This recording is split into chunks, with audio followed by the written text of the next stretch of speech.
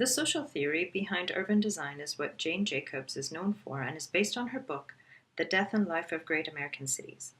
Her book is an attack on current city planning and rebuilding, as she puts it, yet it is also an attempt to introduce new concepts that respect the needs of city dwellers. For the most part, she takes a neighborhood approach. The images in this video are ones I've put together to demonstrate ideas, but are not those by Jane Jacobs. About Jane Jacobs first, because it puts in perspective her urban design theories based on where she's coming from.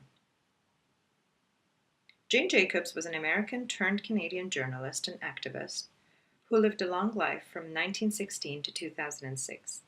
Though she studied at Columbia University for a couple of years, it did not result in a college degree, nor does she have any formal training in urban planning. She has come up with principles for creating vibrant urban communities that have been so profound so as to influence urban planning, sociology, and economics. She has even coined new terminology such as eyes on the street. True to her activism, she organized grassroots efforts to protect neighborhoods, including Greenwich Village, Soho, and Little Italy in New York, and became a leading figure in some of the urban proposals in Ontario, specifically around Toronto and areas of Quebec. She has authored several books. Among those relevant to urban planning and design are Cities and the Wealth of Nations, published in 1985, The Economy of Cities, published in 1969, and the most notable, The Death and Life of Great American Cities, published in 1961. The Death and Life of Great American Cities, which was published in 1961, was considered one of Jane Jacobs' earlier published works and her first book in the area of urban planning and design. The book sets out different principles from those of the traditional, or rather orthodox, urban planners to put humans first and create an urban vibrancy in American cities which are equally as applicable in other global cities. In the book, Jacobs discusses the use of sidewalks for safety, contact, and for assimilating children, in addition to the use of parks and city neighborhoods.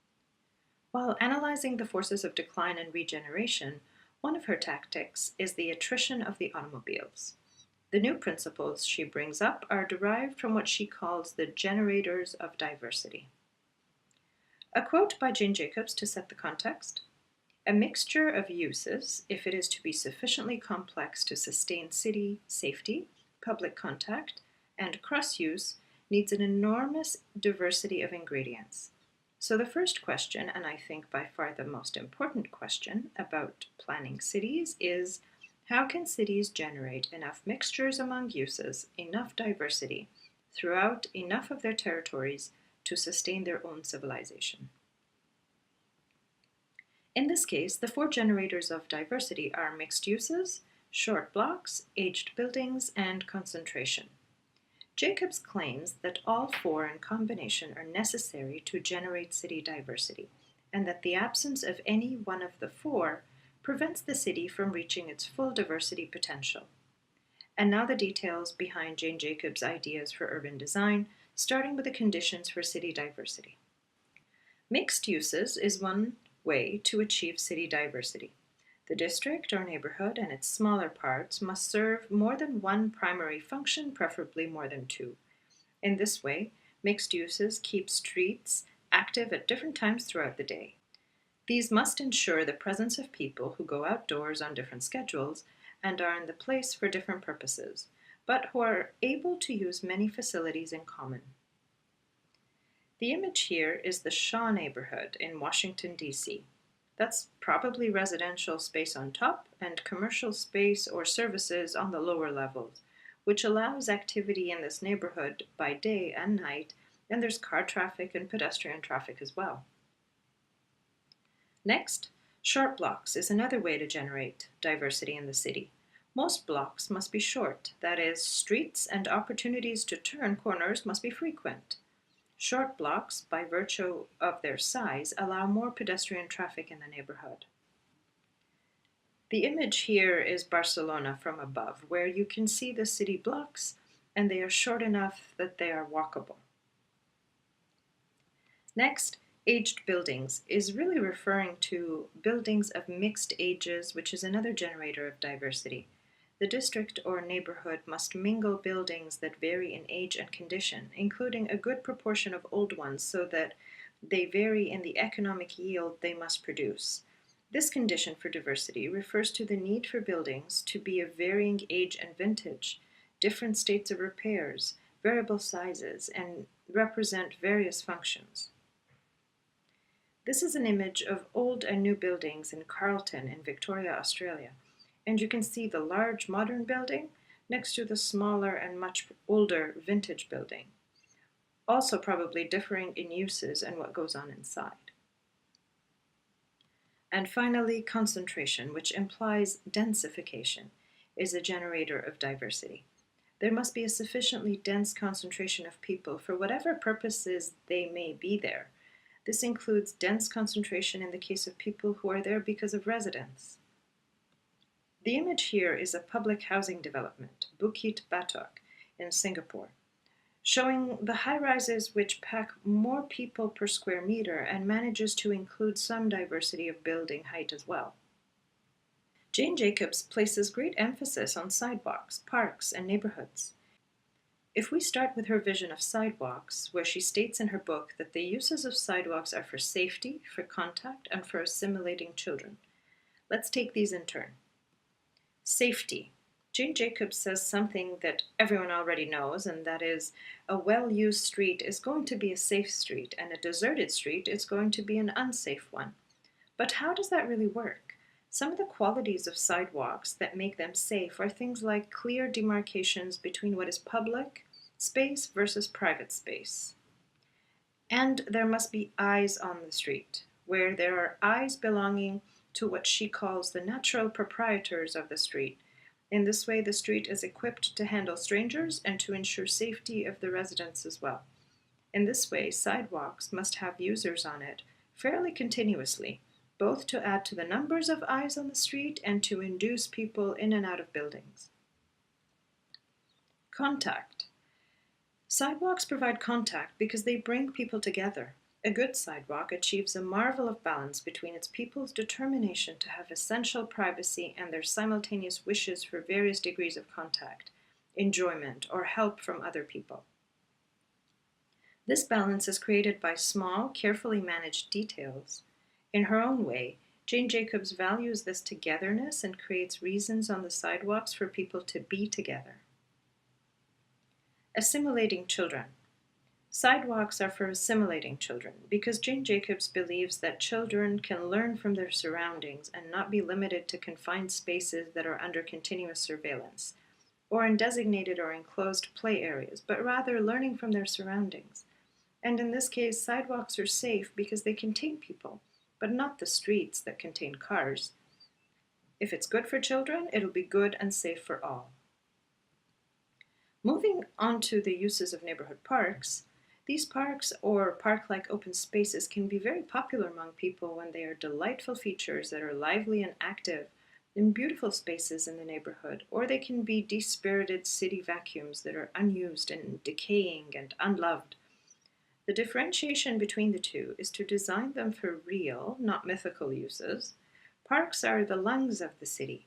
It takes about 3 acres of woods to absorb as much carbon dioxide as 4 people exude in breathing, cooking, and heating. A lot is expected of city parks in transforming the qualities of the neighborhoods and uplifting them. They are also affected by the way the neighborhood acts on them. Underused parks become trouble spots, which are dangerous and suffer from vandalism and other unwanted activities. And finally, neighborhoods. These smaller parcels of communities or districts within the city that make up the city are important in how we perceive the city overall. Quoting Jane Jacobs, "A city's very wholeness in bringing together people with communities of interest is one of its greatest assets, possibly the greatest." And, in turn, one of the assets of a city district needs is people with access to the political, administrative, and the special interest communities of the city as a whole. And her recipe for effective neighborhood physical planning is aimed at the following purposes: to foster lively and interesting streets, to make the fabric of these streets as continuous a network as possible throughout a district of any potential sub-city size and power, to use parks and squares and public buildings as part of the city fabric. Use them to intensify and knit together the fabric's complexity and multiple use. They should not be used to island off different uses from each other, nor to island off sub-district neighborhoods, and to emphasize the functional identity of areas large enough to work as districts. Recall the book is called The Death and Life of Great American Cities, and therefore there's a section in the book dedicated to the forces of decline and regeneration, which she gathers from her observations. The first she calls self-destruction of diversity, where there is a tendency for successful diversity to destroy itself. Diversity is crowded out by the duplication of success. Next is the curse of border vacuums, where there is a tendency for massive single elements to cast a deadening influence. This is because massive single uses form borders, and borders in cities usually make destructive neighbors. Next is slumming and unslumming, where population instability counters diversity. That's the people moving in and out of cities too fast, and she has a term for this, perpetual slum, to describe areas with no sign of social or economic improvement, with time or visible signs of regression. That's sometimes the stagnation and dullness of a neighborhood. And lastly, gradual money versus cataclysmic money, where she refers to public and/or private money as the ability to glut or starve development and change, depending on where the money is spent and how much of it. Jane Jacobs offers several tactics at the end of her book to create great cities and neighborhoods. She dedicates a sizable chapter to ask the question, erosion of cities or attrition of the automobiles?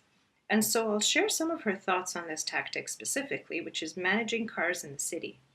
I'll do so by sharing some of her influential statements on this.